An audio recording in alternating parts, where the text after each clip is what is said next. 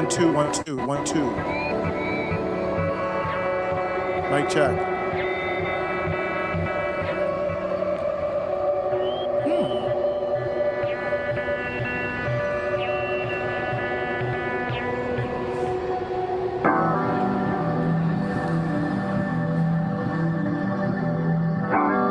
One two one two. Man, that was weird.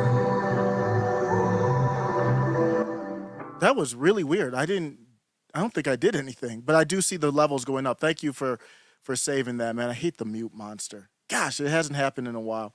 But yeah, good looking out, broken traditions. No, you don't want. That's how you want to hear me freestyle is on mute. I used to do that back in the day when I was young. I was never good at it or anything, just fun, and that's what it was. I love hip hop. It's a a lot of times these artists and we're now in a different place politically and socially, but I still like listening to. I mean, it's just expression. Whether I agree or disagree, it's more about the artfulness and how you express it. Thanks for when I was on mute, I was trying to shout out everybody. Thanks for stopping by, Cyan. Some people like the early lives. Early lives are difficult because I'm at work right now, vacation, so it's not going to happen all the time. But when I can, I will. Toy Mafia represent. Thank you, everybody. The $1 million question is if Donald Trump, if it's not a possibility for Nikki Haley to be vice president, then it would be nice for Donald Trump to rule Nikki Haley out as vice president just to make sure we're all on the same page. Why would I even bring this up? Just it's not out of the blue. Nikki Haley has done absolutely nothing to earn anybody's momentum or vote. There's no grassroots push for Nikki Haley, but there is a push. Paul Ryan was caught trying to steer endorsements to Nikki Haley. This is via Breitbart. They said, well, they got that from Politico.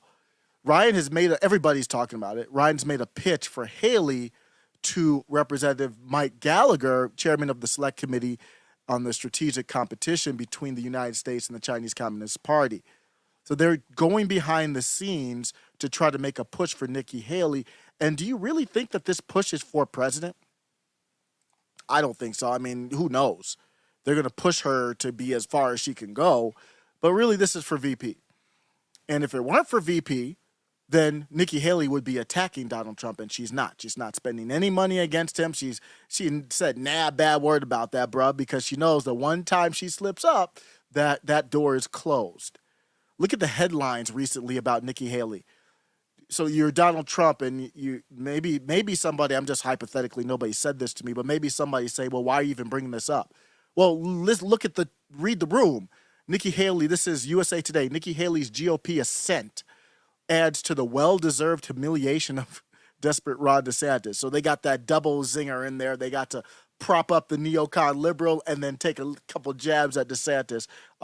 Good, well-designed headline. Here's Nikki Haley's path to the Republican nomination. CNN. They'd love that. The Hill. Senate anti-Trump GOP they see Haley as best hope to avoid disaster. None of these outlets think she's going to be president, unless there's something outside of the norm that could happen to Donald Trump that, God forbid, we don't want to have happen. Why Haley is rising among the rivals to Trump. She has gained with, listen to this. She's gained with educated and relatively moderate Republicans. I think that's probably true, but it's, educated, probably they're saying college educated. I didn't read this article, just trying to show you the headlines, the pro-Nikki headlines. But that's just, it's a little dig. It's a dig at, if you're a Trump supporter, that's a dig at you. They're saying you're a dumbass. Just so we're clear on that. She's gained with educated, and of course the non-educated, the dumbasses that the Democrat Party used to kind of pretend to pander to, that you're still a Trump supporter. And relatively moderate Republicans and independents, but that is also a big liability in today's GOP. They got like great headline writers. They just take jabs all over the place. They get a lot in on these headlines. Now, often the article doesn't live up to the same energy as the headline because believe they have headline writers. But so Nikki Haley is getting all that love And my only thing for Donald Trump is it would be nice, bro, to just say that it's not a possibility. And my focus is on Donald Trump right now. And remember, Donald Trump said, I am your retribution. We did a whole live on that where I said that word was chosen specifically to not say revenge, because revenge is something completely different than retribution. I am definitely not here for anybody's revenge. That's some old nonsense. But they're trying to present Trump's retribution comment as revenge. And I'm going to talk about they did like a Wu-Tang posse cut, the Atlantic. They got all the best of the bootlickers, and they all did an article of what could happen if Donald Trump becomes president. So they did an old school 90s posse cut to try to go after Donald Trump. And what the whole thing is trying to say he's out for revenge, not retribution. They didn't directly say that, but that's my interpretation of it, is to say, because revenge is something ugly. Retribution is something righteous. And if Donald Trump is authentically after retribution, it would behoove MAGA.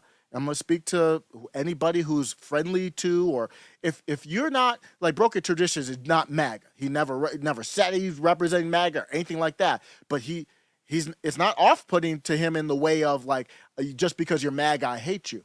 So I hate to break it to you, Broken Traditions, that makes you MAGA. I'm just going to have to break it down step by step. If you don't consider yourself MAGA, but the term MAGA, that goes for you, Jen and Peter too, anybody, it doesn't matter if you're left, right, or whatever else. But the term MAGA doesn't turn you off to the point where if you have a YouTube channel that you'll bring somebody on that considers themselves MAGA or has MAGA in their title, then what that means is you're really MAGA. That's where we're at. And if Donald Trump is really about retribution and you are MAGA, then you better make sure that he's about that life, especially after the Hillary Clinton lock her up fiasco. He said, Hillary Clinton, the infamous debate moment, you should be in jail. Then after he won, he was like, I want to, and which is not necessarily a bad trait. Don't get me wrong. And I'm not looking for even retribution. I'm looking for secession. So let's just be clear. So I'm just talking about these issues. But after he got elected, it wasn't lock her up. It wasn't anything like that. He was like, oh, that's just stuff we talk about on the campaign. So now you're talking about retribution, and MAGA really wants retribution, which is righteous within justice, to do back, not make charges up or anything like that, but to go after your political enemies within the bounds of the law. You better make sure he's about that life. He wasn't about that life the first time. You better make sure he's about that life this time. And what's an easier way for him to make sure that you go to him and ask him? He's already been asked about this and left the door open for Tim Scott. But from this standpoint, he hasn't been asked from the standpoint of, you talked about retribution. Tim Scott, Nikki Haley, obviously these are not, and I'll talk about Ron DeSantis in just a brief second. Those are obviously not retribution type vice president candidates. Grandpappy Don, I'm assuming, but I want to hear it out of your mouth that you're going to rule those out. The black Mike Pence and heels up in the SUV. I want them to be ruled out as VP, because from the standpoint of retribution, it would make no sense. That should be a simple thing for MAGA to do. And I'm going to criticize MAGA again.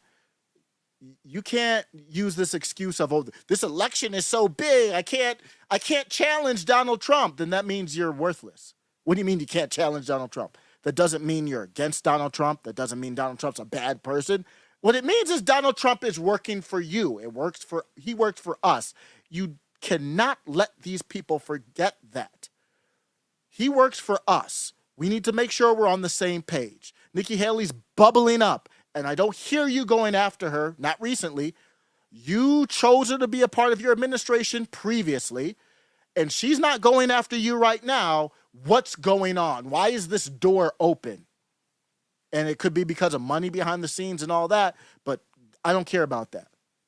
In regards to DeSantis, real quick, even though I have completely left that DeSantis train, it still makes sense if you're a Trump supporter for him to pick DeSantis. And I understand it would be the same thing. DeSantis is not a retribution type of VP pick because, DeSantis, in my opinion, supports the legal action against Donald Trump. He says something else, but I talked about the meeting with Brian Kemp, and the meetings, I believe it was with Youngkin too, but I know for sure it was with Brian Kemp. It wasn't about how do we fight the DOJ. It was about how do we move on from Trump. So you can argue he wants to move on for Trump and fight the DOJ. Those are incompatible positions. You cannot say I want to move on for Trump and be okay with him being convicted or whatever else, and then say I'm against the weaponization of the DOJ. Those are incompatible positions. But so I understand that this is contradictory, but I don't think Donald Trump can win without coalescing the DeSantis camp.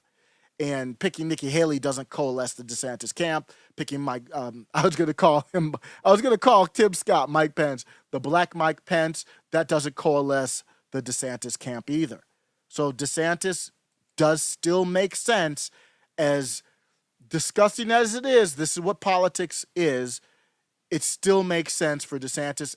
DeSantis is a very viable vice president. I don't know if it's possible or whatever, just in a bubble hypothetically, because otherwise I don't know how you coalesce the DeSantis camp.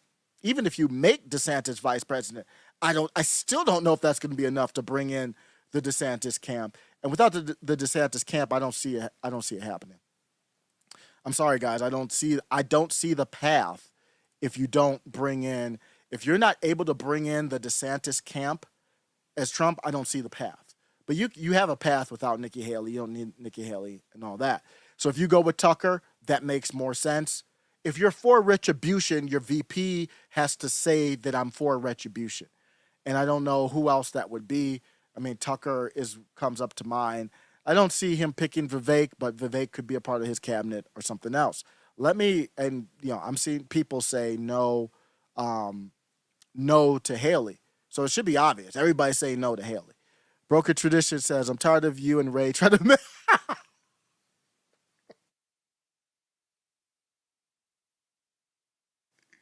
I'm sorry, he made me laugh with that. Broken Traditions, and this is a fair comment from Broken Traditions. He's like, bro, I'm tired of you and Ray trying to make me MAGA.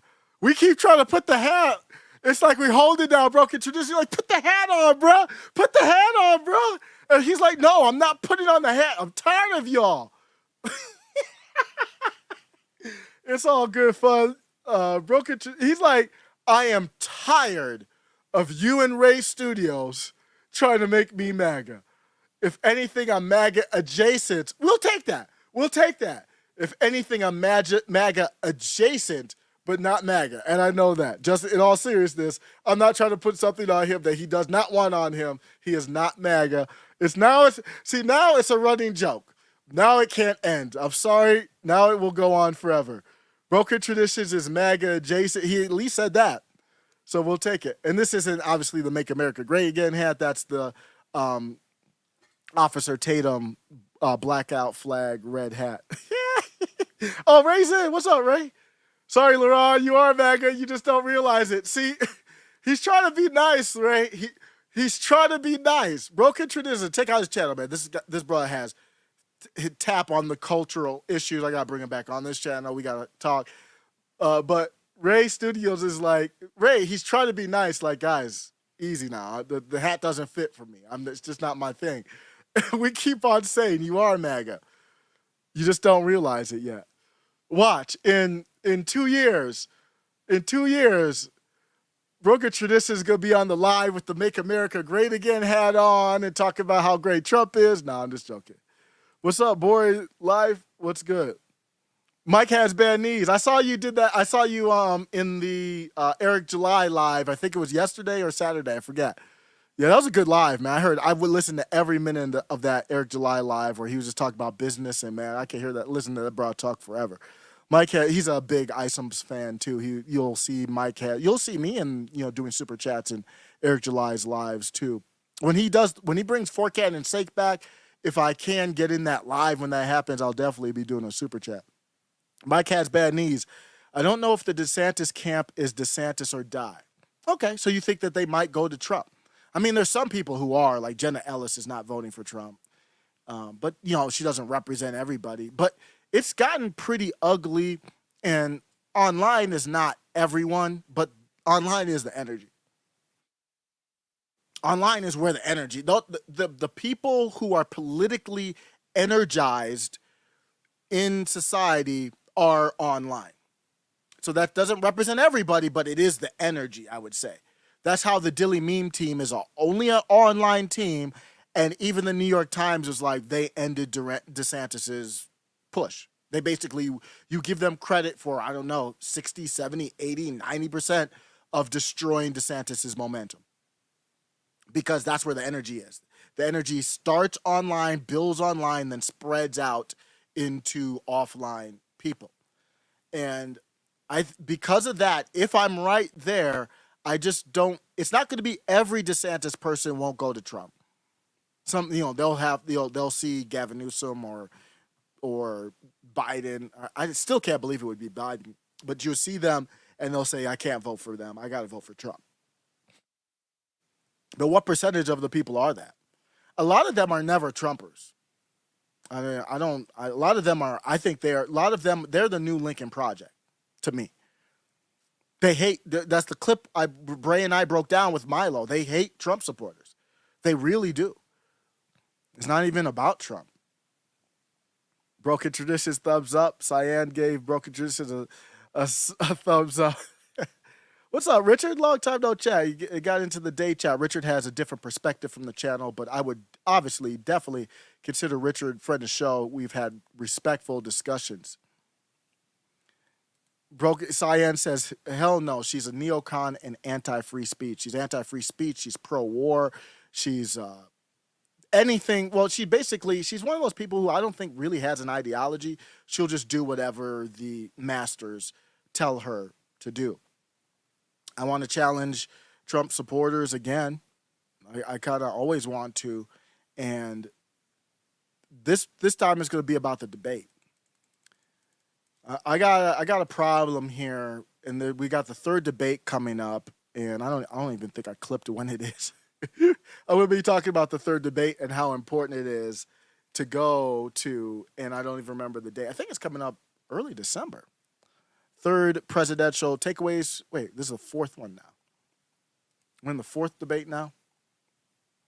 The fourth debate is, so the fourth Republican primary debate is December 6th, so that's actually just in 2 days. So I'm going to have to reiterate this, and it's very important. It's the same as the Nikki Haley stuff.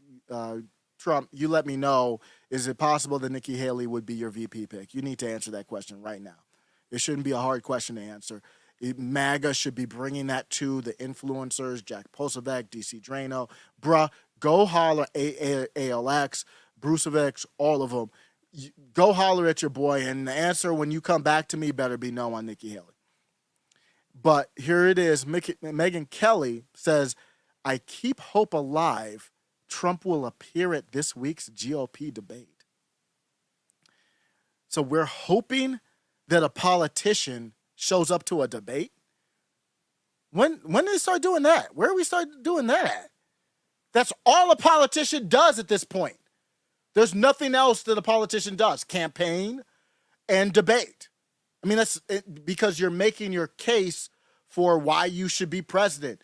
Or even if you're the front runner for president and you don't even care about the other people on the stage, you go on there and you take a flamethrower to Christopher Wray, to Jack Smith, or whoever. If you're scared of a gag order or whatever, you can take your pot shots at whoever you want that's adjacent to that, or you can lay out your plan for the future. The debates are there. I mean, they're like your Super Bowl. It's almost like a football team that's like, you know what, we're the favorite. What, Michigan's #1 right now.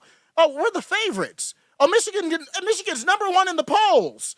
So we don't have to go up against Alabama. We're #1 in the college football polls. You would look at me, if I were the coach of Michigan and I said that, you would look at me like I was an asshat. What do you mean the polls told you were #1? I don't give a damn of what a poll told you. Get on the field and do your thing. And in the pros, there are no polls. You can make up your own team ranking however you want, but we settle this on the field. And in politics, you can get away with saying the polls have me as number one as long as the people who are following you, and I say this respectfully, are scared, dumbasses. If you think it's okay for a politician to say, I'm number one in the polls, so I don't have to debate, you're a dumbass. I don't know what else to tell you. For the people who are tied into Trump and paid by Trump, that's what it is. I work for a company. I get a paycheck from a company. What do you want me to do? I'll have to quit if I have to say something else. If you're not on the Trump payroll and you say the polls say Trump is number one, so he doesn't have to debate, respectfully as I can, you are a dumb ass. Period. And that's what I see here. Keep hope alive. Trump will appear at this next week debate. There was no debate whether Trump was going to debate in 2016. Why? Because he wasn't some mythical head honcho. And it was just a given. Could you imagine if in 2016 Trump said, you know what, the way this is going, the populist right movement's flowing, I'm not going to debate. I got the people. I'm good. No, that's not okay. And Megyn Kelly coming soft here. Wow. It's like Donald Trump tamed her from the 2015 interaction, I think. He really kind of tamed her. She wasn't like a Laura Loomer, but she was more like a aggressive reporter. Now she's like, maybe Donald Trump might come to the debate. Megyn Kelly of 2015 would have eviscerated Donald Trump. But after Donald Trump got through with her in 2016, now she's like, I don't know, maybe he'll come. Megyn Kelly says, well, geez, this is an interview. That's a tough one. I mean, if it's anything like the first three, the big winner, she's talking about the debate, will likely be Trump unless somebody manages to not land a knockout blow. You know, Nikki Haley has gone up a little thanks to her debate performances. I'm not buying that. That's all inauthentic, astroturfed nonsense. She did do okay in the debates. I think she did better than DeSantis, but that's not where this push is coming from. This push for Nikki Haley is coming from the money. She's got that cocaine money. She's got the Paul Ryan people leaving DeSantis and all that. So that's where her energy's coming from. She hasn't had any. What's her great moment? Tell me what's her great moment that you point to that kind of shifted everything for her. There is none. You know, and then Vivek went up after the first one, then went down after the next two.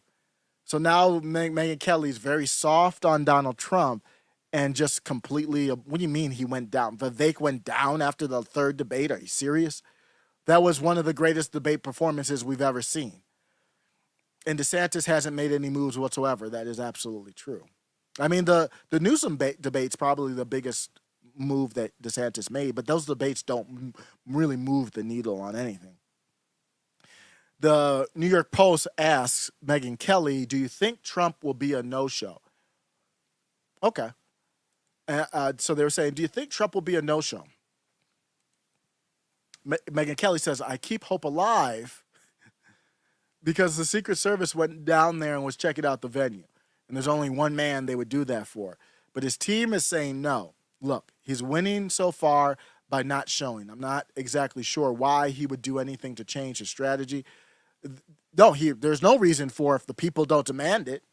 Having said all that, I know he loves Alabama. I think he knows the two of us together would get a lot of eyeballs, and he enjoys that too. She's right. He knows that Trump and Kelly, that dynamic, but if Trump were going to do it, he would have already announced to build up to it, in my opinion. He's not going to go WWE and just come out of the rafters or whatever. I understand why he's not doing it. Just look at the polls. I'm not blind. I see what he sees. He's not doing it because of the polls. He's not doing it because the people aren't pushing him to do it. So it's not really about the polls. It doesn't matter where the polls are. If the people were like, Trump, you've got to go do this or we're not voting for you, then he would do it. However, he's just using the polls to make sure the people don't make him go to a debate, which famously he doesn't like who likes preparing for a debate. It's a lot of work. However, it is not acceptable that we could wind up electing someone as president or re-electing someone as president who's never sat for a debate. And she's based here. At this rate, if Trump gets it, becomes the nominee, I have very little belief that Joe Biden will debate him. I agree. There's no chance Joe Biden would debate Donald Trump. Everybody's already in their sides. The people, Joe Biden's people aren't going to demand it. Trump's people aren't going to demand it. So there's no one who's going to have the energy to demand. Independents probably won't even demand it. So as much as I would hate it, if people aren't going to demand these guys debate, then what am I going to do? I don't think Joe Biden is capable of debating him. Yeah, it's just wouldn't make any sense. I think Joe Biden will say, I'm not debating an insurrectionist, just like Katie, what's her name? Why am I blanking out on Hobbs, Katie Hobbs? I think Joe Biden will say, I'm not debating an insurrectionist, or I'm not debating someone who's accused of or a convicted felon. She's absolutely right. That's exactly how it would go. And I'm sorry that I have to keep, I am sorry, seriously, that I have to keep bringing that up. And every time there's a debate, if he's not going to debate, I will bring it up every single time. It's just unacceptable. We went to the comments. Toy Mafia. Yo, we ain't going to no damn debate. It's his prerogative. It's his prerogative. Old Jim Bob, what's up? How you doing? Old Jim Bob says, it would be awesome if once all the candidates were on stage, the lights dimmed, and Trump came out to fireworks and the Nacho Libre song. Like the wrestling, the old wrestling stuff. That would be dope. I can't lie. That would be pretty. Maybe he does do something like that because it would go viral online, and maybe, online is all you care about, So that could be a big thing. I want to make sure that I want to make sure that everybody is aware tonight. The first Monday of every month, the homie Stephen Ignoramus and I do a live. So we are going to do a live tonight. It's going to be 6 p.m. 5 p.m. Pacific, 6 p.m. Mountain, 7 Central, 8 Eastern. We're going to do a live, and it's one of the things I look forward to the most. Here's a clip. I'm just going to use this clip as a promotion for the live. I'll give you a link in the description, and it's on Rumble, so we kind of can go wherever we want to go, and there's nobody is safe from. We'll make fun of. We'll talk about any topic, and here's a clip from our previous Monday live. Was this dude black? That's not. I'm not trying to say anything. Before the black mods come for me. The black mods come for me.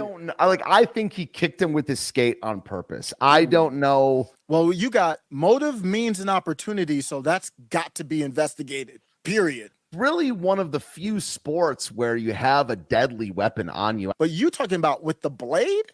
And you had beef with the dude? And you're known as somebody who's always crossing the line? Was this dude black? It's not. I'm not trying to say anything. Before the black mods come for me. The black mods come for me. I'm not trying to say anything. Cyrus, shit, I am. I am. And I'm on a stream with a black guy right now. I am. I didn't set the context. This is about he looked half black or something like that. Like my kid's mixed, so he's light skinned, same type of thing. This is the hockey player who unlived somebody on the ice. Definitely. I'm just saying that 1% of hockey players have committed 100% of the on-air murders, bro. On-air decapitations, bro. Why did he have to be a black dude? How many black dudes play hockey? How many black dudes are in the league? Like 1%? And the one nigga, I'm not making any determination. The one nigga in the lead murdered somebody. You can't make this shit up, man. Oh man, hey, bro, you got to represent. No, in all seriousness, though, I used to be I played in the orchestra growing up. You played music. We talked about that a little bit. I used to play violin, and I don't know. You can say that you shouldn't be fair or whatever. I always felt like, since I was one of the only darker skinned people in the group or in my classroom at times, I always wanted to, even though I don't even associate with y'all black people like that, I still wanted to represent. That's not good, man. The one black dude killed somebody. I'm not saying anything. That's just not good. Bro, I'm just saying, like I was talking with a couple people about this a couple days ago, and it's like there's all these facts that's like, because I love black people. I actually have always studied, and I've always had black friends. I've always enjoyed black music, all this kind of stuff. But there's certain facts you can't argue with. Like, you remember that dude, Jamal Bowman, all right? You know, the guy that pulled the fire alarm? Oh yeah. Did two of the blackest things ever. Dude, he took down those signs, pulled the fire alarm. He also, I remember, if you remember, like a year ago, how he cussed out Thomas Massey. Oh, yeah. Have you ever worked in a school? Have you ever worked in a school? Have you ever worked in a school? It's a yes or no question. Have you ever worked in a school? You will not answer my question. Don't stop and talk to me. Okay, I'll bring it down a notch. All right. In like the blackest, I mean, I don't know, dude. It's there. It's sad. Now, I will say something there.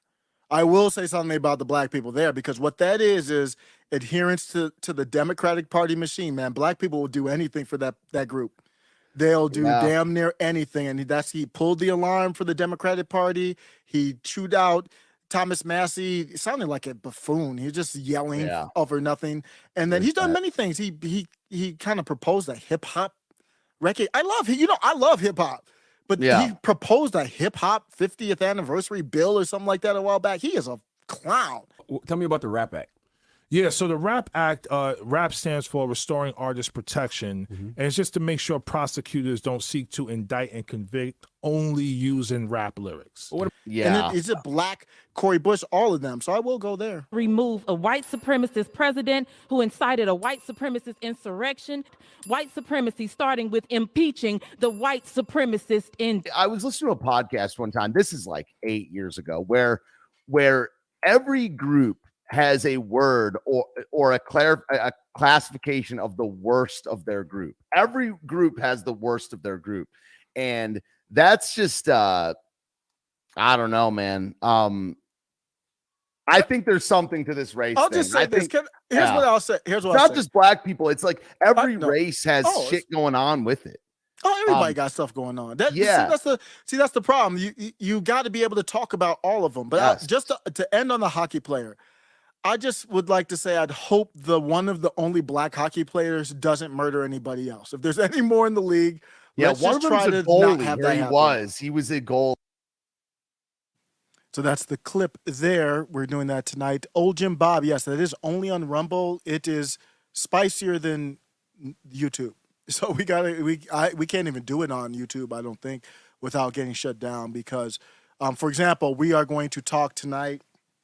DeSantis Newsom, I think that might be okay for YouTube, so I could clip that for YouTube like I clipped this one with the hockey player. Surrogacy, I don't even know if that won't be on YouTube. I don't know if you saw that.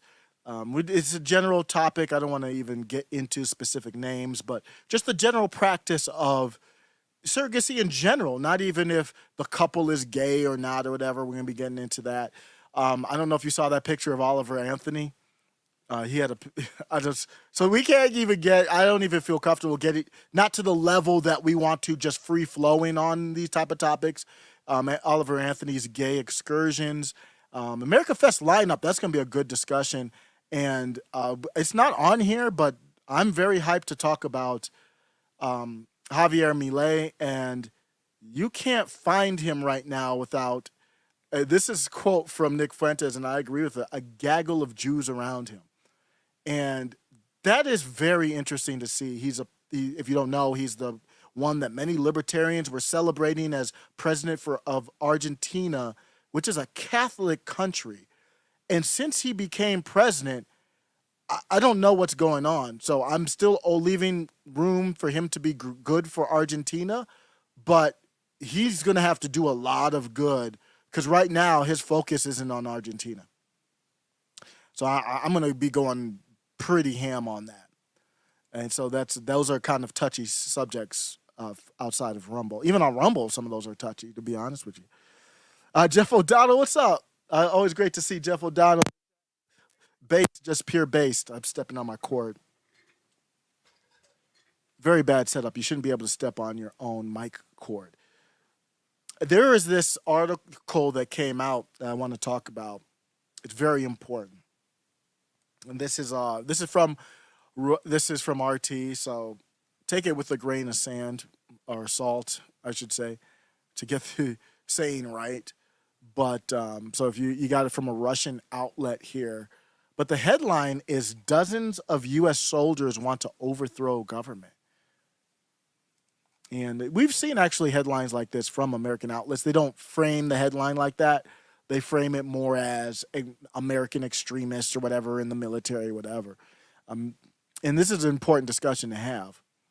An annual report on extremism in the American military has revealed a rise in suspected cases. Extremism in the ranks remains a troubling trend for the U.S. military, as evidenced by the fact that 78 service members were suspected of being advocates for the overthrow of their own government, an annual Pentagon report has revealed. So even though this is through, I should have went straight. I usually go straight to the report. I didn't even pull that up. So let me go straight to the report so we can be separate from RT. So that didn't even look like RT is relevant. Basically, this is the report here. This is my first time looking at it, actually. I usually will put this through ChatGPT because, as you can see, there's about 40 pages here, and then it'll help me narrow down which pages I want to read. But here's the different pages from this report. So these are the receipts from the report. I'll have to find the exact verbiage in there that was used. RT used the verbiage that it was overthrowing the government. And this report is called the annual report. This is pursuant to fiscal year 2021. Are they 2 years behind? Wow. So this is the section where there's a table and it says advocating for or engaging in. This is directly from defense.gov. So this is not even RT anymore, just to be clear. Advocating for, engaging in, or supporting the overthrow of the U.S. government. Just so before we go any further, that is not my position, has never been my position. My position is not to overthrow any government. That is an asinine position. And we'll go back to this. Advocating for, engaging in, or supporting the overthrow of the U.S. government or seeking to alter the form of the U.S. government by unconstitutional or other unlawful means. Very interesting wording because blue states, and that includes Georgia, so don't think blue is not Republican. It's basically every state. But blue states have teamed up with private corporations and the federal government in an unconstitutional manner to secede from the union, to not tell anybody else, and to drag us along. So it's interesting that that's not a problem, but you look at it here, it is a problem. And I'm not down with either side of this unconstitutional act. But the number of people, 56 Department of the Army. So it broke it down to Air Force, Space Force, and all that. And that's really what the mandate to me about the vaccine was in the military, to kind of help them weed out those people. Because if we tell you to take a needle and you don't, you might not be in that overthrow government, but anybody in that overthrow government group probably wouldn't take the needle and would leave. Or they'd be more likely to. So it's not going to be 100% weeding everybody out. Like a sieve isn't 100%, but it would act like a sieve to catch the people that they don't want in the government. And I have to reiterate, if anybody out here is not calling for peace, they are problematic. And that's why I said, when I said from the river to the sea, decolonization, it's not about whether I agree with these terms or not. The government cannot, or any corporation, no one can tell somebody what they mean by a phrase. How did they determine that that's what those people wanted in the military? Did they find I don't know this, I'm just speculating. Did they find a 1776 meme or banner in their possession and then extrapolate that that's what they meant? They very well could have. Unless it's overtly something, and really that should be, I don't even understand. If you have information on somebody who's overtly doing that, I mean, to me, that is call for treason or some type of charges. That's completely separate from the idea of secession. the idea of secession is not, I'm not overthrowing anything. You go do whatever type of warped expression you believe of the Declaration of Independence and Constitution, you keep that going. I don't want anything to do with you. But I have the God-given ability to say we're getting a divorce, and I'm going to do my own interpretation. That is not overthrowing anybody. That is not an act of violence. That has nothing to do with revolution. What happens with revolution is if you think that you are my God and I can't do that, then I have to defend myself. That's a whole different position than I want to overthrow the government. If you're talking about overthrowing the government, you are no ally of mine. You are a danger to me, in fact. And this is going to be very important. And me and Noah are talking about doing another Marxist versus MAGA. And I was very soft, and probably it was just our first discussion. I was very soft on talking about the part about Marxism where, in my opinion, people can say different things. They support violence by any means necessary. It's the reason why I'm arm's length away from Malcolm X, pre-Mecca especially. A lot of great comments, said a lot of smart things, brilliant guy, would debate anybody, anywhere, anytime on anything, but was pro-violence. And that's absolutely out. I'm absolutely out. And this is Noah, this is the Twitter account of the guy. We're cool. There's no beef with Noah, but this is going to show you we've got to discuss a little bit further here.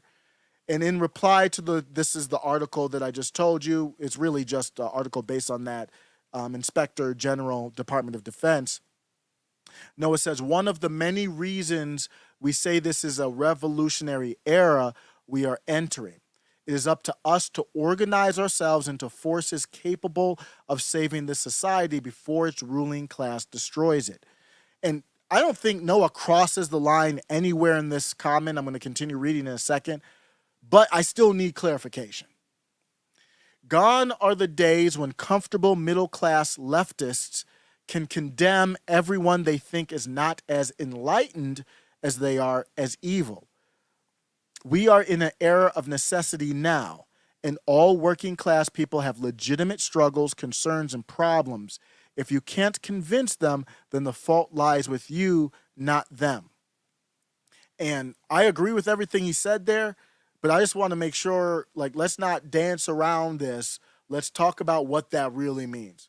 Because to me, it's a little bit vague and dancing around. Very similar to the Patriot Front.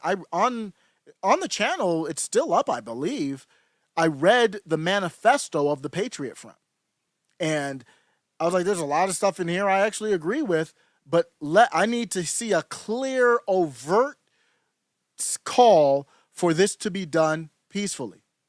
And that's what I need to, I'm going to need to hear that, because otherwise, we can still talk, don't get me wrong. I'll talk with anybody, anywhere, I'll talk to a KKK member, or I don't care who. I'll talk to Nicole Hannah Jones or Ibram X. Keneally, or who. I don't care. I'll talk to anybody. I'm here to learn and exchange ideas, but we're not allies, that's for sure, if violence is there. And I'll show you just an example. And this is not from Noah, but I replied, I said we have to be very clear, this should be non-violent. And under his comment, so that I'm curious to see how many people see it, how many likes. There might be people who follow me, but I said, let's be very clear. I haven't read up on that article. I've read up on it a little bit more, but they did not. This is the same thing I talked about with Ireland. They did not take over our country in a violent manner. You can't use that as an excuse. The revolution cannot be violent in return. And that's very important. If you take over the country in a violent manner, then defense is a whole defense. I have a right to defend myself, but that's not what's happened. So this person replied that I was wrong. That's a red flag. Fed. So all I said was, let's be clear about nonviolence. That's all I basically said. So somebody's coming underneath me saying that's where you are wrong. Whoa. I didn't even talk about, I agree with everything Noah said in his tweet. I just added on top of that, almost like that meme from Star Wars where they're on the ground with Anakin and what's her name? I forgot her name, the princess or whatever. And she's like, I forgot what the actual scene was, but and I'm like, you're for peace, right? And some of the people on that side are like hesitating to answer. I'm like, you mean you're really for peace first, right? Okay, no, we can't roll like that. So I don't even need to hear anything else. The first response to me is, this is where I say we're for peace, right? This is where you are wrong. No. You're Ray Epstein me right now. No. I didn't, no. That's not the right answer. And that goes for anybody in the chat as well. And I think everybody, I haven't even seen anybody in the channel that disagrees. If you want to disagree, that's fine. I have no problem with that. But we just won't be, we're just not allies, that's for sure.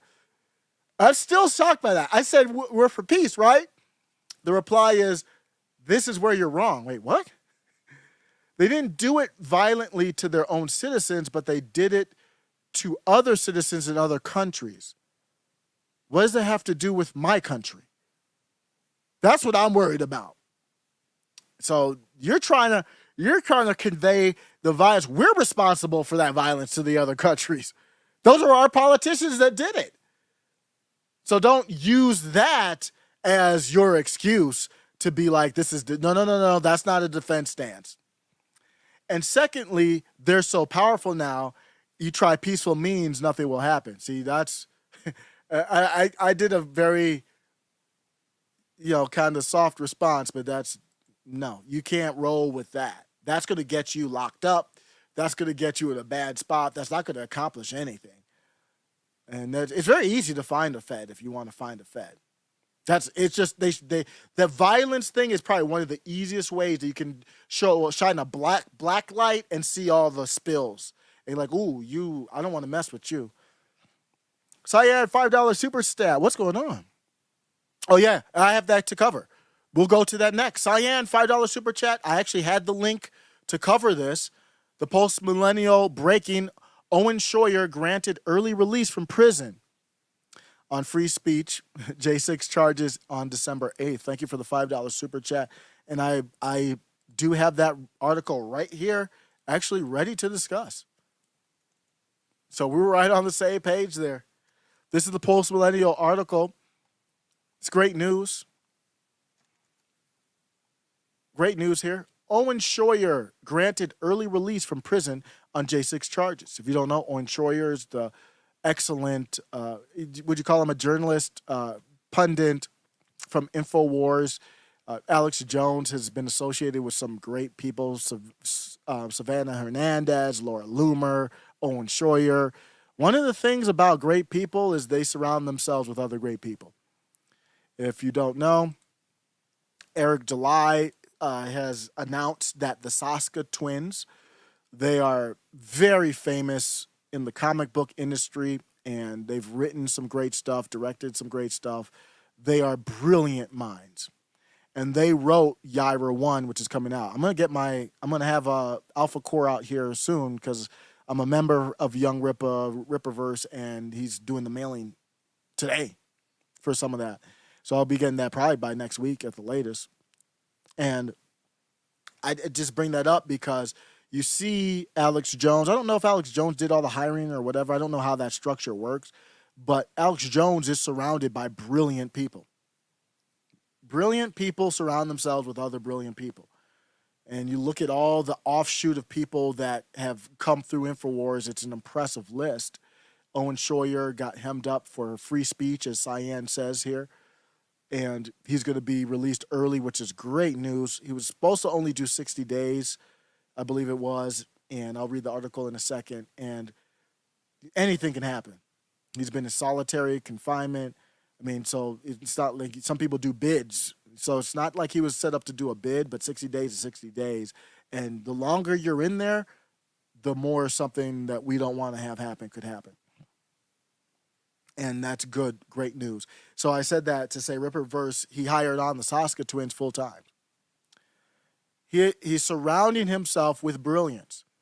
You look at Daily Wire, you can say the same thing about them and their lineup from, however you think of these people like Matt Knowles to Michael Knowles to Matt Walsh and everybody else, even Ben Shapiro, as much as I think he's bitch made, he's very bright, obviously highly intelligent, successful, Candace Owens, the rest.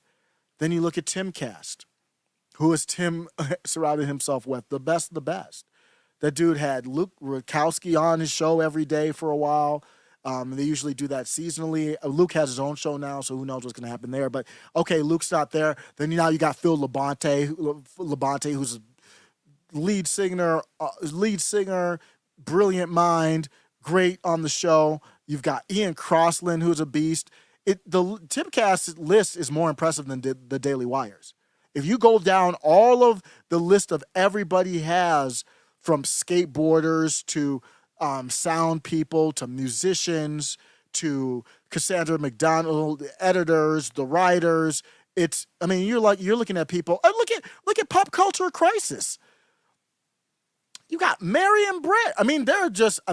For him to have those two people doing a show together, we are going to go back in time and look at it and say, that was insane.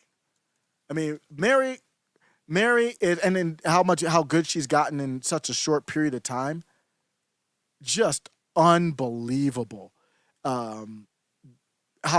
good she's gotten. I'm like, she had never had any experience doing it, and she's just turned completely into one of the most prominent, brilliant, up and coming streamers out there. So that's a sign, and it's great to see Owen Schroyer get that early release. And if you look at the details here, he was set up to be in there for 60 days, serving those charges, and his remarks outside the Capitol building. Wow. He reported to prison on October 24th and has spent the majority of his time in solitary confinement. This account is his account, but somebody's tweeting for him. He will be released this Friday, December 8th. With his release set, he would have been in prison for 45 days. Over 30 of those days was spent in solitary confinement. Schroyer was first placed in solitary confinement upon arrival because of, wait for it, the facility's COVID protocols. It's 2023. Just days later, Schroyer was once again thrown into solitary confinement after he placed a call with a friend. I didn't even see this part. Placed a call with a friend to post on his X account, thanking his supporters for sending him letters. Wow. I didn't even know I didn't even follow that part. He got placed into solitary confinement again after telling somebody to post on his behalf on the X account. So he did not enter the building, but they said that he had loud, threatening. Why? He said 1776. I forgot the exact quote. But they took it as violence. That's the importance of making sure that we control the words. Nobody else controls our words. But good news, though. Thank you, Cyan. TNT Cycles PDX. It's not early release. It's on time with good time. Oh, okay. Is that technically, I'm sorry if I got that wrong there. It's on time with good time. Thank you, TNT Cycles. Tone Docs 1, and he is a workaholic, dropping content on Saturdays and Sundays. Yeah, he is. He was on with Timcast recently. He has a great announcer voice, too. So that just helps a lot when you're doing, he does radio, basically. It's a podcast radio. You can watch it on stream, but I usually listen to it on podcast. As I stated, we're going to be doing another episode of the monthly Rumble, and this is good. We kind of catch up on different things that's been going on, and I told you about the topics that we're going to be doing. That's going to be me and Stephen Ignoramus on the YouTube channel. So we're going to be doing it on YouTube. We're going to be doing that at 6 p.m. Mountain. So check that out. I put the link in the chat. I did not pin it. So if I'll put it back in there for the Rumble. I'm on Rumble right now, live on Rumble. This will go to the Rumble page. It's not the actual video link, but just so we can throw that out there. And we have a lot of fun with it. All right, so I'm gonna be out. I think that's all I had to cover. Just let me double check real quick. I'm gonna be out with a clip. If you don't know what happened with Owen Schroyer, you can hear it in his own words. With Owen Schroyer on with Timcast. Appreciate y'all. I'll catch y'all later on Rumble. I'll post the link on the YouTube. I'll post it in the Discord. And you can sign up on Middle MAGA for the email alerts. That is the only email alert I've ever sent out, was to let everybody know about the monthly Rumble. I will set out another one of those as well, because I don't have any other way. There's not going to be a YouTube alert for that one. So thanks, everybody. Appreciate you. Let's go to the clip. This is the clip. Owen Schroyer on with Timcast. This article, it says Alex Jones claims InfoWars host Owen Schroyer was charged for free speech. That's it. They don't insult Alex Jones. They don't write anything. They literally just post a quote and a video of Alex Jones, which I will play a bit for you here right now. I think. Now, this deals with Owen and this deals with the rest of the January 6 people, where their lawyers are like, we don't want you to antagonize the system. We don't want you to sit there and do a bunch of stuff. Let us try to not get them in prison. I'm like, well, I want to defend them. I want to talk about it. Well, it's up to them if they want help or not. And Owen's a smart cookie, but they're trying to put Owen in jail, in prison. They filed last night. He's sentenced next week. He goes to D.C. And I didn't cover it, but the Gateway Pundit did. Breaking: D.C. prosecutors seek 120 days in prison for Owen Schroyer for speaking out against stolen election 2020. Speech now a crime. Now that's not just the Gateway Pundit's headline. I have, overhead shot please, right here, the charging document the feds put forward. Here it is. We actually have that as well. And so in the charging document, I'm not going to read through the whole thing. They basically say, before January 6th, on January 6th, and after January 6th, Owen Schroyer had said things that incited people. And for that, they are seeking this sentence. The criminal charge against him is not for speech. It's for being on the Capitol grounds. But they're arguing that he is the reason people stormed the Capitol. They highlight this: be a part of history, fight for Trump. And it shows people outside the Capitol, Alex Jones and Owen with bullhorns. And if you scroll down, I'll jump down to right before they get to their recommendations. They go on to mention, let's see, I want to try and find the specific portion. May. They go on to mention after the fact, August. So this is for his speech that they are seeking to put him in jail. When I said that the next people they'd come for would be pundits, I didn't mean like outright it would be Owen Schroyer or anything like that. There are people who are not in the Capitol, who are not on the Capitol grounds, who I am referring to. And well, we knew they were going to come for pundits when Tim Pool was put up on the J6 committee. Remember, they had Salty Cracker, Tim Pool, they had Alex Jones, I believe, and I forgot somebody else that were used as evidence of, I don't know what, I forgot, I have to relive that. Maybe I should do another segment on that. But they used Tim Pool in the J6 hearing committee. That is going after Tim Pool. That is trying to scare Tim Pool and everybody else, not just Tim Pool. And that is directly going after the First Amendment. He didn't do anything illegal. They didn't even allege he did anything illegal. First Amendment violations. And then, but for Owen Schroyer, they went straight after him because they could get him. It was about his speech, but what they could get him on was being on the Capitol grounds. there are people who are not even in DC who I am referring to. I even said, like, prominent cable personalities who were in communications with Trump legal's team who pushed the narrative. Prominent personalities, many of whom got sued. They're going to come after them next. But Owen Schroyer is in between. He not only was there on the ground, he didn't go in the building, but he was also someone that they're seeking a prison sentence for over speech he made after the fact. I blame Obama.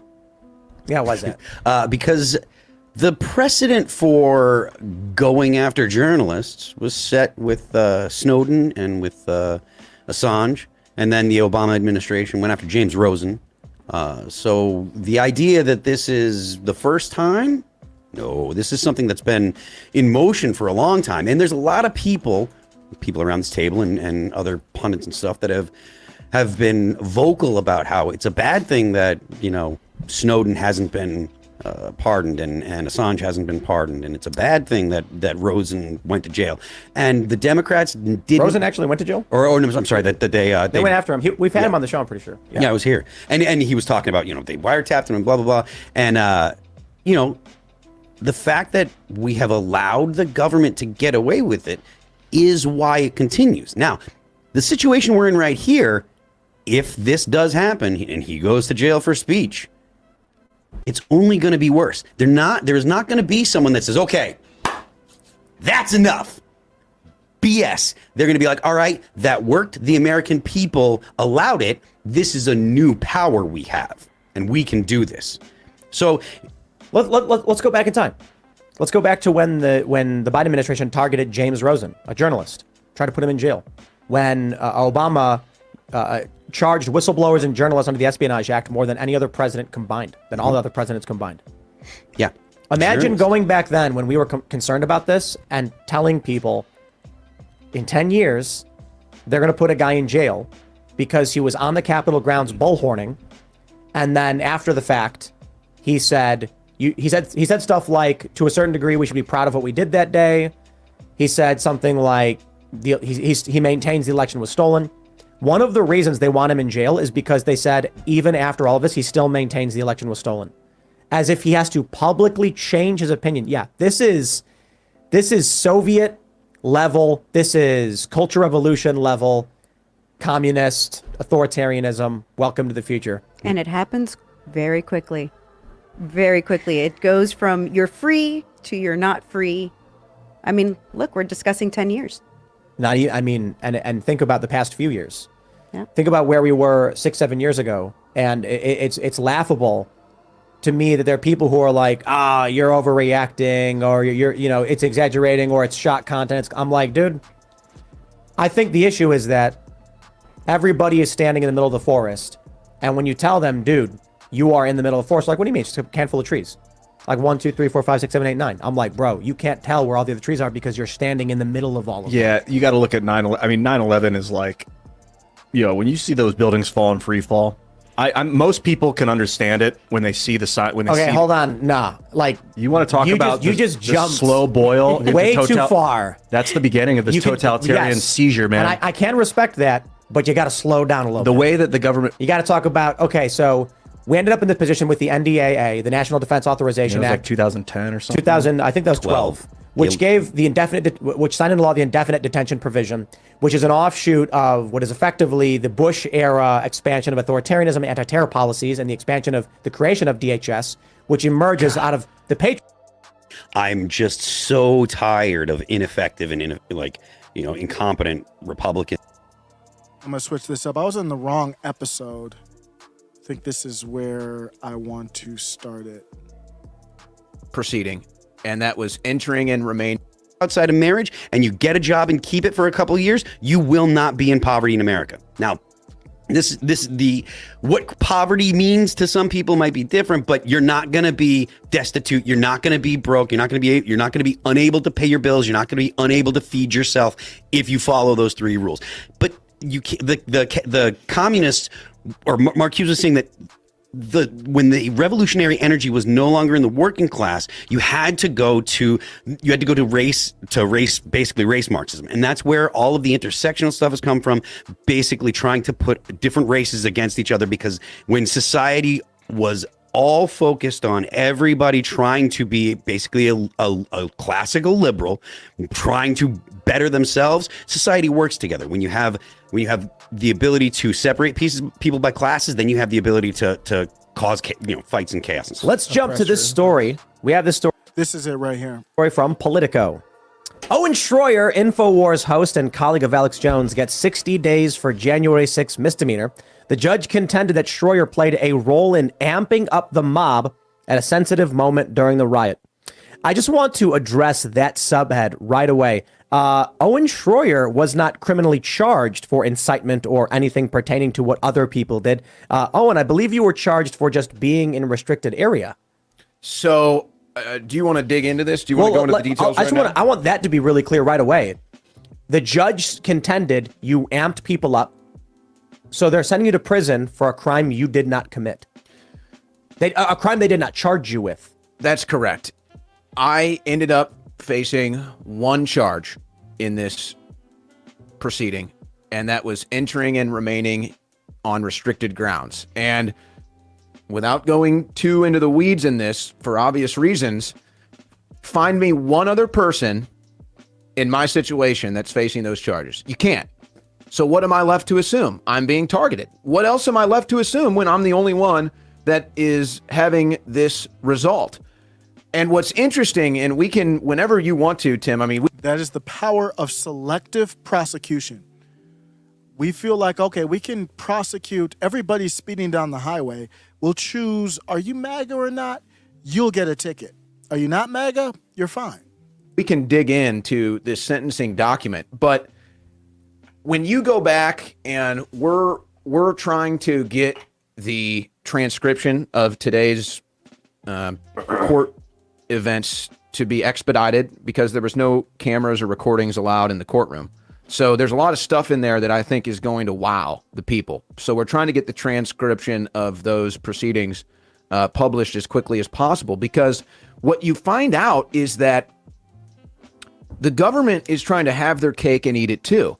They're trying to argue that this is not a free speech case. That is their argument, that this is not a free speech case. And yet... And then on top of it, there's so many layers to this. Steve Johnson says, and what? Amping up a mob full of feds. So you have that on top of this. We don't even know what the number is. I've seen some, I forgot who the politician was, throughout 200. We have no idea how many people who are feds, fed informants, or whatever were there. So now he's, for what, amping up a mob full of unknown amount of feds? Wow. At every point in their presentation today, their argument was based off of something that I said. Yep, and then they know they don't want to go at it directly, so then they use the other charge as the real reason when it's not the real reason, obviously. Old Jim Bob says selective prosecution is so common and it's a terrible practice. I don't think there's a solve for that. I don't think there's a legal solve for that. Somebody tell me if you think that there is a legal way to solve for selective prosecution. Will you have selective prosecution? I was in this discussion with, I'm going to take a side note here and talk about, I don't know why it gets me so passionate. There are people, and I have, whenever I say I have no beef with somebody, you know, I'm going to go at them. But I have no beef with that. This is Donnie, a well-known, I guess, self-described libertarian. And I have a very big problem with these libertarians like Palumbo, Donnie, Jeffrey Charles. I think they're fine, but they are just off by one notch all the time. And I bring this up because this is the selective prosecution. Why do you think we have selective prosecution? Because that's societal decay. That's the reason why we have selective prosecution, is because of societal decay.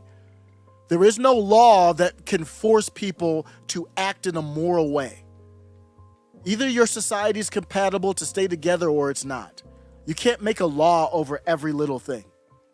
What's the law? Like, oh, you can't selectively prosecute. Who's the one that determines if you're selectively prosecuting the selective prosecution law? There's no answer to that. That means your society has fallen apart, and you have to acknowledge that and realize that. So Donnie I'm going to go off on a tangent to bring it back to this. So we talked about this. I didn't talk about this specific one, but this is a person advocating for people to stop eating beef. And I'll get to my point in a second. Those cows over your shoulder, they're beautiful. I'm not talking about exterminating Bessie. You know, I'm not talking about taking the cows. But you sort of are. Well, because we wouldn't need the number of cows if we didn't consume the amount of beef. And it's the methane they produce. So he's saying advocating for people to stop eating meat. Is it really as damaging as big business and all the other things that are going on around the world? Can people really accept that? Well, cows are big business. Yeah. They are big business. It's the beef industry is 3% of the GDP of the USA, and that is the equivalent of the whole GDP of Spain. It's massive. It's a massive multi-billion-dollar industry. So you can't separate business away from cows. And you're talking about them like they're lovely and beautiful, but the end process for most of them is they end up on people's plates. Something that's lovely and beautiful, you shouldn't be on someone's plates. I mean, why is he even talking about the business? I know she brought up the business, but I thought this was about climate. So then I would say that's not. If it really wasn't about business and some host or somebody asked me about, well, you don't want us to eat beef, I want to bring that back. If she talked about business, well, why wouldn't you say this is not about business? That's not what I'm about climate change. The methane they produce, is it really as damaging as big business and all the other things that are going on around the world? Can people... That shows you he's disingenuous, whoever this bruh is, advocating that you don't eat steak or hamburgers.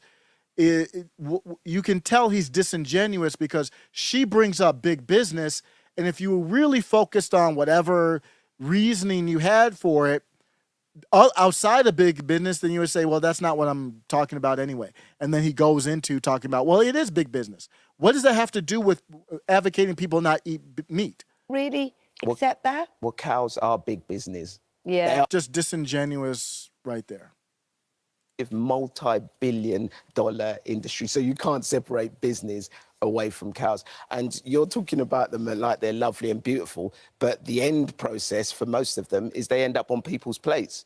Something that's lovely and beautiful, you shouldn't be on someone's plate. The biggest danger to us right now are bitch-ass niggas. Bans. Bans are the biggest danger to the world. And that's not a skin color thing. That's just Ben Shapiro's a ban. This dude is obviously a ban. You shouldn't be on someone's plates. I mean, I'm not saying people shouldn't. I'm not talking about people's choices of whether they eat them or not. I'm talking about giving them the knowledge as to what damage it does. And you're right. We always want to know what we can do as a little small individual in this crisis, and you're giving them the chance to have something that is empowering. Well, for me, my son's nearly 3 years old, and I look at him and I think, you know, as a father, what can I do to make his life easier? Does he like beef? He doesn't actually. He doesn't eat much meat at all, actually. And, you know, I'm thinking... I'm a terrible father. My kid won't eat much other than hamburgers. He doesn't eat... We had Sloppy Joes, which is basically another form of hamburger. He won't even mess with tacos for whatever reason, but he'll eat Sloppy Joes, hot dogs, shrimp, believe it or not. But he's very picky eater. It's very concerning. But he wouldn't be able to survive without, you know, homemade, you know, George Foreman grill hamburgers or whatever. We don't go to fast food that much. We usually just, you know, quickly do a hamburger at home or something. But I got to work on that. So my kid's the opposite of his kid, which whatever. This is for his future. So that's the context of Donnie's retort. So Donnie says, I've been warning y'all. This is not a game. These policies are here in the U.S. right now, trying to take away your beef.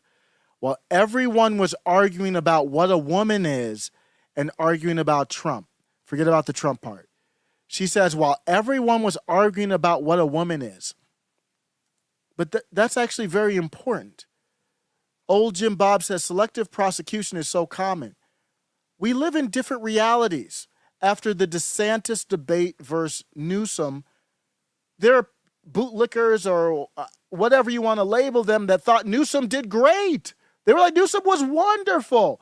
And I said, I said, I'm a little surprised because I think Ron DeSantis just mopped the floor, just absolutely mopped the floor with them, destroyed him. Gavin Newsom's mannerisms even made Ron DeSantis look normal. That's how wild and strong. He looks strung out. Like he's just always like this. And I'm like, bro, you making me kind of uncomfortable. Calm down. What's wrong with you? I don't know. It's like he needs a hit of something to calm down. I don't know if he's a cokehead or what, allegedly. I don't know. But that's how he acts. Like Zelensky's always like, the nigga always sniffing like his nose running or something. I don't know, man. And he made DeSantis look normal. But my point is, we live in different realities. That's how you get selective prosecution. Half the country, or most of the country doesn't know what's happening. 80% of the country has no idea what happened with Owen Schroyer. But of the people who are paying attention, half of them don't care that Owen Schroyer has been politically persecuted. They couldn't care less because they're in a different world. They think Gavin Newsom did well in the debate. That's a perfect opinion. They can have that opinion. And then also they don't know, they have their own definition of a woman. That's why this is important. Donnie, that's why it's important, Donnie. If you don't agree, if a group of 20 people don't agree on what a biological man or woman is, then they can't do anything. There's nothing from that group of 20 people that's going to be productive. Nothing. No society, no law, no commune, no libertarian society. Nothing's gonna come from that group of people that is productive. You'll get political persecution just from a group of 20 people. And the libertarians that don't understand that, they're just off by a tick, and it's really frustrating. I don't know, it's just weird. You don't understand why it's important for a society to understand, because you can't make a law to say this is what a woman is. If you have to do that, that means you're done. And I said there's a lot of people who discredit the importance of this discussion of what a woman is. It is far more important than we have acknowledged. If a society cannot agree on what a woman is, that society should not exist as a cohesive unit. It can't. It should be separated. There is no law that can fix that. Maybe I always leave room to wrong. Help me. I don't see how a law fixes that. How do you make a law to fix that? You can't make a law. I know people get into this discrimination in New York. They're supporting the fat, and you support the black, or you support this. But at the end of the day, you don't know what's in somebody's head. You can't force them to not discriminate. And there's no law that would force somebody to say, this is what a woman is, an adult female, or however you want to describe it, and this is a law of what a man is. There's no law that can do that. They can believe whatever they want in their head. If that society does not separate, then it will trend towards violence, because it is impossible to share a set of laws based on a culture that doesn't even know what a woman is. Impossible. That's why you have this political persecution. Half the people agree with it. That's how you get social credit scores, central bank digital currency, banning beef. Half the people will say, oh, banning beef is great. Half the people will say no, just like they don't agree on what a woman is. And the loss of liberty. It is a very big mistake to downplay the importance of a society not being able to agree on what a woman is. It's not worth arguing. I'm not saying that you should argue. Maybe that's all Donnie meant, and if that is, then I have no disagreement. But that's not really how I interpreted it. It's not worth arguing. I'm not going to argue with you with what a woman is. It's just stupid. It is extremely meaningful, though, to use that information and react accordingly. Otherwise, then you've got people like Owen Schroyer politically persecuted, and you're in a society when you really should be leaving that society. That's what should be happening. I know it's difficult to think about.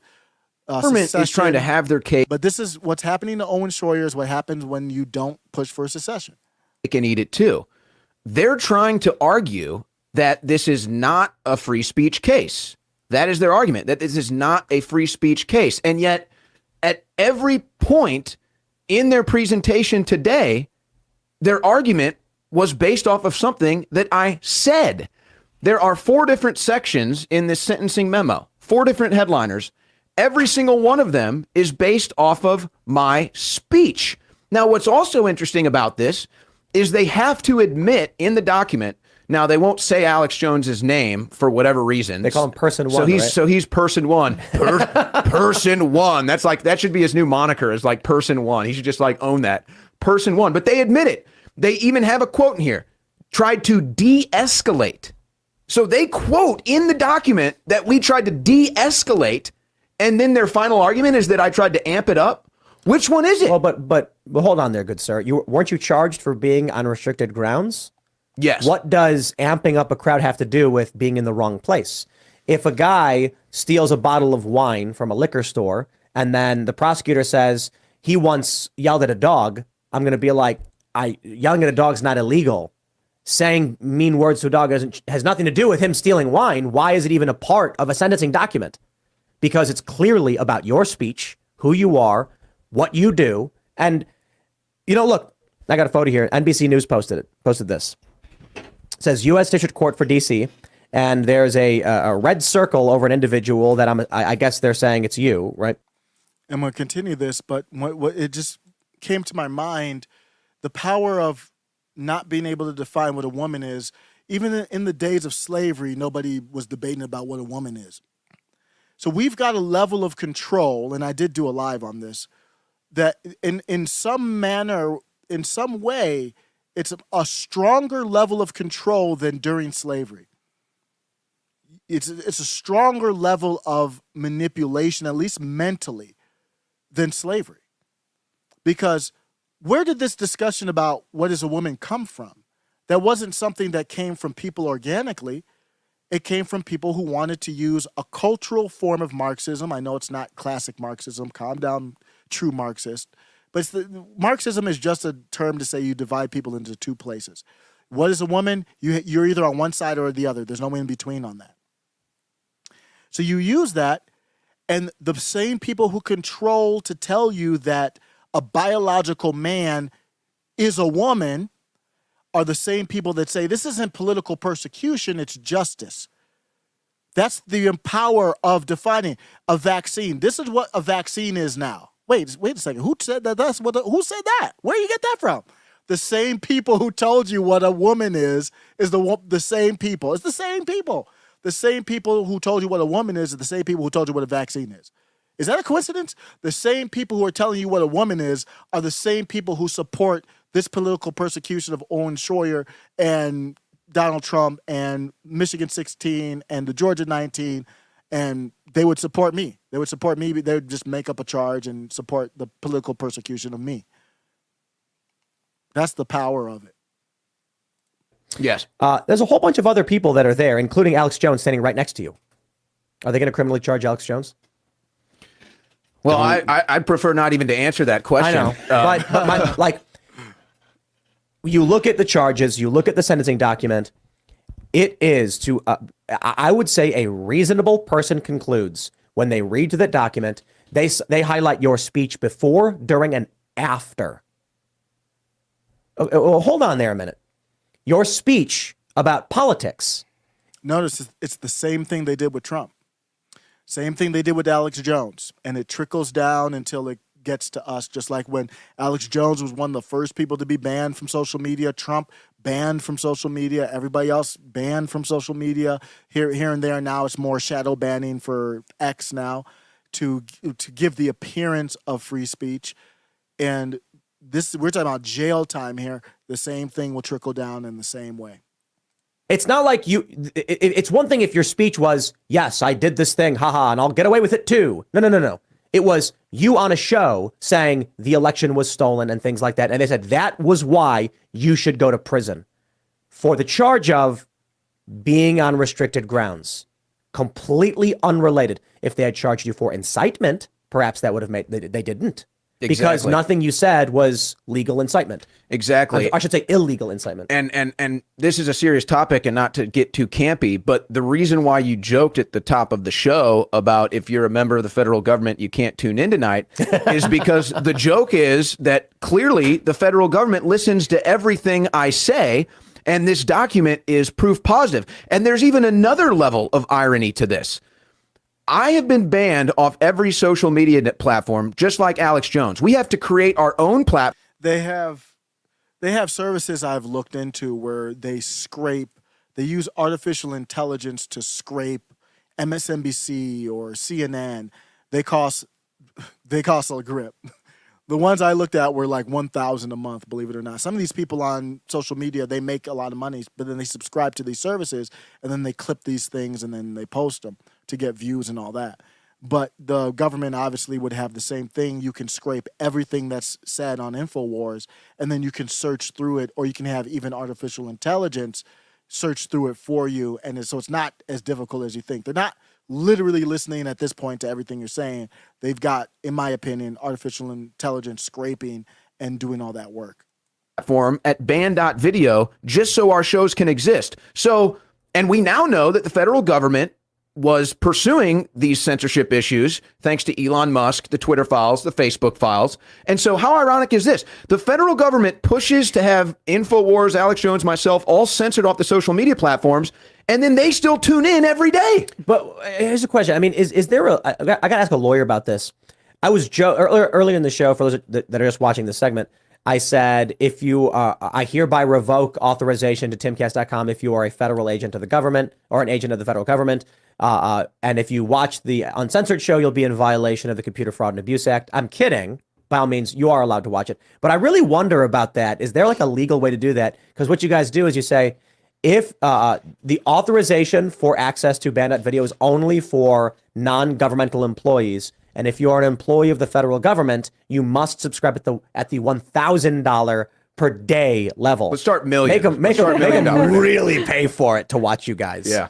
And they're gonna be like, well, we can't afford that now. They'll do it anyway. I mean, of course, it's ridiculous. They'll print the money, right? They'll find out. They'll find out where it comes from. Well, but, do you know what's the deal? When are they gonna when do they lock you up? So we already know what happened there, but that was the clip I was really looking for from Timcast. So I'm gonna be out, everybody. I'll give alert when we're gonna go live with the monthly Rumble. Appreciate y'all. Peace. Oh, well, I'll answer a couple questions here real quick. I didn't see the chat. Old Jim Bob says, is X still shadow banning even though Musk is in charge? Yes. I mean, they don't like the term shadow banning, but their mantra is freedom of speech but not reach. That's their mantra. So the tipping the scales, maybe don't call it shadow banning, it's turning the dial on. This speech is okay, so we can turn the dial up on it. This speech is not okay, we can turn the dial down on it. So I don't know, whatever you want to call that. They don't like the term shadow banning because it has a negative connotation, but I don't know what else you want to call it. But their mantra is freedom of speech but not reach. It's in their mantra. You can say something that's lawful, but we think it's awful, so we'll turn the dial down. Meaning, unless... we don't even know the details of all of that, but let's assume that they don't block it. If you have a list made, you'll have to go to a prefab list or just your followers. When something goes viral, it's really promoted throughout the home tab where a lot of people just get their information curated.